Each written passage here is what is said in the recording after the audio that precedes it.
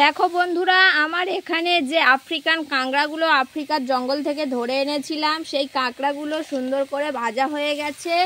আর এদিকে যে সবজিগুলো দিয়ে কাঁকড়াটার তরকারি করব ভেবেছিলাম, সেগুলোকে ভালো করে দিয়ে কষিয়ে নিচ্ছি, দেখতেই পাচ্ছ তোমরা। তো এই কষানোটা কিন্তু এই চচ্চড়ির মেন, কষানোটা সুন্দর করে কষাতে হবে, না হলে কিন্তু ভালো হবে না। আর এই আফ্রিকান কাঁকড়াটা দেখো সুন্দর করে একদম ভেজে নিয়েছি, আর ঘিগুলো কি সুন্দর তেলে একদম বার হয়ে এসছে, দেখতে পাচ্ছ। আর কাঁকড়াটা কিন্তু যখন দিলে হবে না, তরকারি হয়ে হয়ে আসবে, তারপরে ভাজা কাঁকড়াটা দিতে হবে।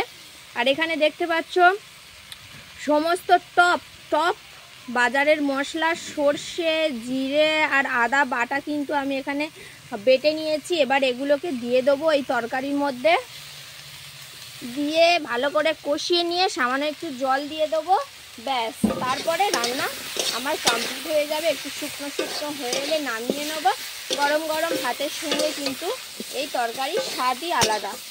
তোমরা কারা কারা এরকম কাঁকড়ার তরকারি এই বর্ষাকালে রান্না করে খাচ্ছ, অবশ্যই কিন্তু কমেন্ট করে জানাবে।